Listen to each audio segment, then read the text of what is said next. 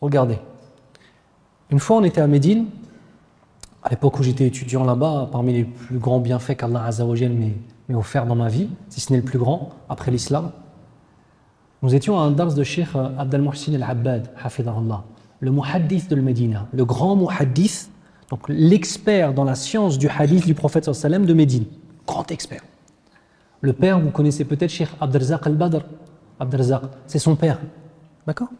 Aujourd'hui, Cheikh Abdelrazak, il est sur le siège de son père. Il y a la fierté du père. Cheikh Abdelrazak, quand il était jeune, c'était un mouchawish. Ah, mouchawish, c'est le Moyen-Orient, ça vous dit ça. Cheikh Abdelrazak lui-même racontait des histoires où, quand il était jeune, des fois, il n'était pas assez sérieux. Aujourd'hui, il est où? Dans la mosquée du prophète, sallallahu alayhi wa sallam. Il fait partie des gens de science très connus. Cheikh Abd al-Muhsin al-Abbad, son père, écoutez bien la petite anecdote, et pour moi ça a été quelque chose de décisif dans ma vie spirituelle. Vraiment, ça a été décisif. Je vous partage ça. Cheikh, à la fin de son dars, il y a des questions-réponses. Et donc les gens écrivent sur un papier, tu donnes à la personne devant, et ensuite les questions arrivent, et tu as quelqu'un qui va lire la question. Et lui, il va sélectionner les questions. Et il sélectionne une question, elle est aïb. Elle est honteuse, on n'a pas compris pourquoi il l'a lu. Cheikh, salam alaikum wa rahmatullah, est-ce que le fait de faire 2 raka'at après salat al-maghrib fait partie de la sunna du prophète sallallahu alayhi wa sallam, parce que je vous ai vu, vous ne l'avez pas fait? Chouma ou pas? Tu dis ça à un alim. Le cheikh, il est très âgé, il est quasiment aveugle. À l'époque où il y avait cette question-là, non, il marchait encore tout seul. Après, il avait du mal, après, il était en fauteuil, etc. Cheikh, il ne s'est pas énervé. Il a dit na'am. Il a dit qaddarallahu ma shafa'a. Il a dit walhamdulillah, Allah Azza wa Jal m'a donné la facilité dans certaines choses et m'a rendu plus difficile dans d'autres. Écoute bien comment il a répondu. Pour moi, c'était une grande leçon. Il a dit la porte d'entrée du paradis qu'Allah Azza wa Jal m'a donné, incha'Allah, s'il accepte, c'est l'enseignement. Et ensuite, il nous a dit Cheikh, pendant plus de 20 ans, il ne s'est pas absenté une seule fois à enseigner le hadith à la mosquée du prophète sallallahu alayhi wa sallam. Le seul jour de repos qu'il prenait, c'était le vendredi. Il a enseigné les 6 recueils de hadith entièrement dans la mosquée du prophète sallallahu alayhi wa sallam. Les 6 recueils de hadith. C'est quoi les 6 recueils de hadith? Al-Bukhari, wa Muslim, Ibn Majah, Al-Nasa'i, qu'est-ce qu'on a d'autre? Pas l'imam Ahmad, Abu Daoud et Tirmidhi. Il les a enseignés les 6. Et il a repris. Quand moi je suis parti en 2012, il a repris. Mais écoutez la réponse. Chacun d'entre nous doit comprendre c'est quoi sa porte d'entrée au paradis, Inch'Allah. Il y a des gens pour lesquels ce sera la mémorisation du Coran. D'autres pour lesquels ce sera la sadaqa, l'aumône. D'autres pour lesquels ce sera l'étude de la science islamique. D'autres pour lesquels ce sera l'étude de la langue arabe. D'autres pour lesquels ce sera l'humanitaire. D'autres pour lesquels ce sera d'être au service de ses parents. D'autres pour lesquels... Ouais, siyam, d'autres savoir siyam. Vous comprenez? Attention, ça ne doit pas être un alibi pour rien faire dans les autres domaines. Attention, ce n'est pas un alibi pour rien faire dans les autres domaines. En fait, tu veux dire que c'est une facilité qu'une personne peut avoir? Une facilité qu'Allah Azza wa Jal donne à chacun d'entre nous, toujours au minimum dans un type d'adoration. Ce type d'adoration, tu ne le lâches pas. Pourquoi je vous dis ça? Pendant le Ramadan, tu vas voir des modèles autour de toi de gens qui vont s'adonner par exemple à la lecture du Coran, ils vont finir le Coran une fois tous les 3 jours. Je ne suis pas sûr que tu aies la capacité à le faire et que moi-même j'ai la capacité à le faire. Mais peut-être que durant le mois de Ramadan, tu auras d'autres capacités, d'autres capacités dans d'autres domaines qui seront magnifiques. Vous comprenez ce que je veux dire? L'aumône, par exemple. Comme l'aumône, comme plein de choses. En fait, gardez à l'esprit que ta vie de croyant, c'est une lutte contre ta propre âme. Que ta vie de croyant, c'est le fait d'avoir toujours de l'ambition dans ton dîn. Et que ta vie de croyant, c'est le fait d'avoir des objectifs. Et l'objectif principal final, on a dit c'était lequel? La satisfaction d'Allah. Si tu me permets, j'aimerais beaucoup rebondir sur ce que tu viens de dire, Barakallahu Fik. Ça m'a rappelé que dans une conférence, je me souviens, j'étais en train de parler de l'exagération dans la religion. Et puis dans la conférence, j'évoquais que la personne, en fait, elle a l'obligation, comme vous le savez, de faire les piliers de l'islam. Ok. Après, elle peut être à l'image d'Abu Bakr as-Siddiq radiyallahu anhu, qui lui, c'était un homme, il était, subhanallah. Abu Bakr. C'était un homme qui était très, très, très motivé pour faire les bonnes actions. À un point où le prophète, alayhi salatu wassalam, il dit dans un hadith une fois, qui d'entre vous aujourd'hui a débuté la journée en jeûnant? Qui aujourd'hui jeûne? Abu Bakr, il dit moi. Qui d'entre vous aujourd'hui a accompagné un mort à sa demeure dernière? C'est-à-dire il a suivi un cortège funéraire jusqu'à l'enterrement. Abu Bakr, il dit moi. Qui d'entre vous aujourd'hui a nourri un nécessité aujourd'hui? Abu Bakr, il dit moi. Qui d'entre vous aujourd'hui a visité un malade? Abu Bakr, il dit moi. Allahu Akbar. Allahu Akbar. Ça, c'est en un jour. Ça montre quoi ici?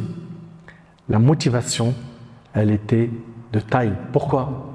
Parce que, fil muqabil, il y a quoi? Il y a le Jannah. Ce qui nous est promis, c'est le paradis, c'est immense. Et le prophète, ça m'a dit, celui qui accomplit tous ses actes entrera au paradis.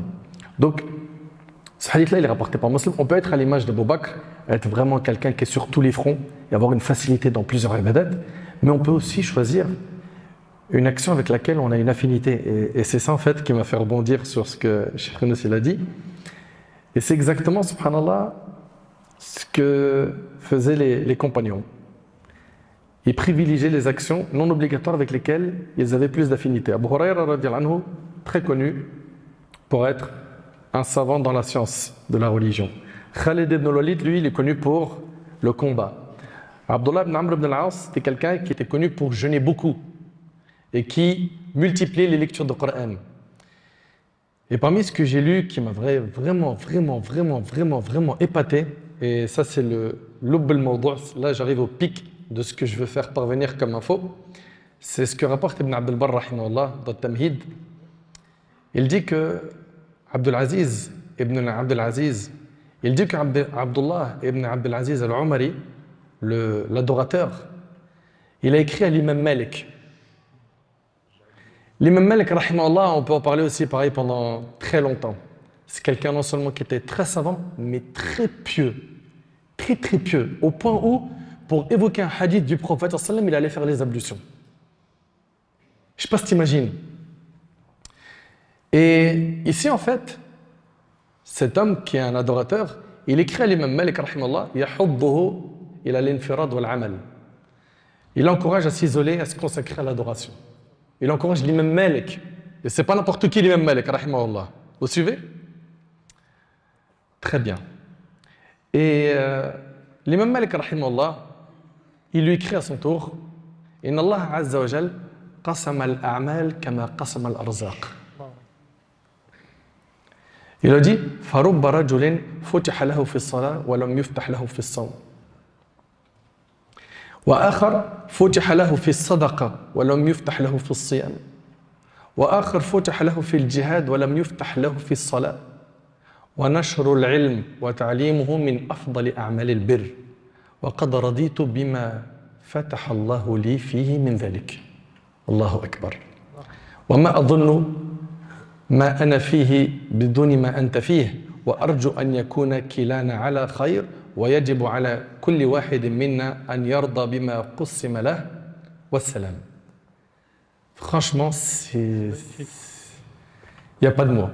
Il a dit, l'imam Malik qui lui a écrit, donc rappelez-vous, hein, on a ici Abdullah al-Umari, c'est un adorateur, il écrit à l'imam Malik, il l'encourage à s'isoler, à se consacrer à l'adoration. L'imam Malik, c'était un savant très connu dans la ville de Médine du prophète, dans la ville de Médine, hein, la ville du prophète sallallahu alayhi wa sallam, il enseignait la science. C'était quelqu'un de très savant. Et l'imam Malik, rahimahullah, il lui répond. Il lui dit, Allah a partagé les actions tout comme il a partagé la subsistance.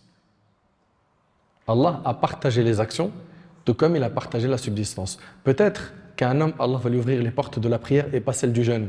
Excusez-moi, il parle de prière obligatoire? De jeûne obligatoire? Attention, hein. Là on parle des actes surrogatoires. Ces gens-là, ils étaient très sérieux à l'époque. Hein. Ces gens-là étaient très sérieux dans les pratiques obligatoires et ils excellaient dans le surrogatoire.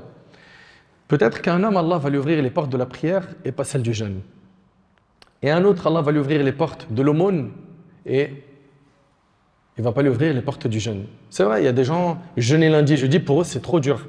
Jeûner 3 jours par mois, c'est trop dur. Jeûner comme Daoud alayhi salam, 1 jour sur 2, c'est trop dur. Jeûner Sha'ban, c'est trop dur. Hein? dans les mois sacrés, quand il est recommandé de jeûner, c'est difficile pour lui. Mais par contre, il a une facilité à faire des aumônes. C'est vrai ou c'est pas vrai? Très bien. Et il dit, et un autre, Allah lui ouvre les portes du combat dans le sentier d'Allah, mais il n'ouvre pas les portes de la prière. Et le fait de propager la science fait partie des meilleures adorations. Et je suis satisfait de la porte qu'Allah m'a ouverte. Et je ne considère pas que la situation dans laquelle je me trouve a moins de valeur que celle dans laquelle tu te trouves. Allahu Akbar. Subhanallah. D'ailleurs, l'imam Ahmad, rahmallah, il préférait étudier la science la nuit que faire qiyam layl. Et il a dit, à la fin, l'imam Malik, j'ai bon espoir que tous les deux sommes dans le bien, et il incombe à chacun d'entre nous d'être satisfait de ce qu'Allah nous a accordé. Wassalam. C'est des paroles en diamant. Wallahi. Et en fait, ça montre quoi? C'est-à-dire que, comme il a dit Cheikh Younous tout à l'heure, c'est pour ça que ça m'a fait un tilt, chacun il a une affinité avec une action surrogatoire qui ne lui est pas difficile à accomplir. Cela ne veut pas dire qu'il doit se priver des autres actes surrogatoires. Mais là où toi tu as des facilités, mets le paquet, et là où tu n'arrives pas, bah fais l'effort quand même pour essayer de gratter des hasanats sur tous les fronts.